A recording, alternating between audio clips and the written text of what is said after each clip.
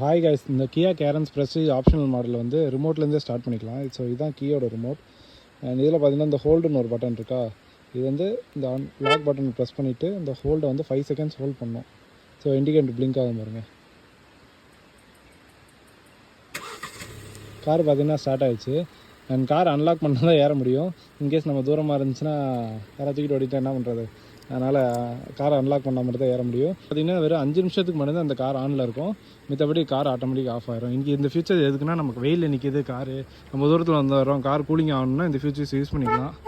நம்ம காரை அன்லாக் பண்ணிவிட்டு அதனால் உள்ளே ஏசி ஓட ஆரம்பிச்சிச்சு. ஸோ ஆட்டோமேட்டிக் ஏசி 24 டிகிரியில் வச்சு அது ஓட ஆரம்பிச்சிது. அண்ட் இந்த ஃபியூச்சர் ஒர்க் ஆகணும் பார்த்திங்கன்னா, கீர் ராட் வந்து நியூட்ரலில் இருக்கணும், அதே மாதிரி ஹேண்ட் பிரேக் போட்டிருக்கணும். அண்ட் கூலிங் வேணும் அப்படின்னா நம்ம வந்து ஆட்டோமேட்டிக்கில் தான் ஏசி போட்டுக்கணும். ஆட்டோமேட்டிக்கில் ஒரு டிகிரி லோயர் செட் பண்ணியிருந்தால் அது ஓடும், இல்லை நீங்கள் என்ன டிகிரியை செட் பண்ணியிருந்தால் அது ஓடும். ஆனால் ஆட்டோமேட்டிக்கில் இருக்கணும். ஆட்டோமேட்டிக்கில் இருந்தால் கார் ஆட்டோமேட்டிக்காக ஸ்டார்ட் ஆகிரும்.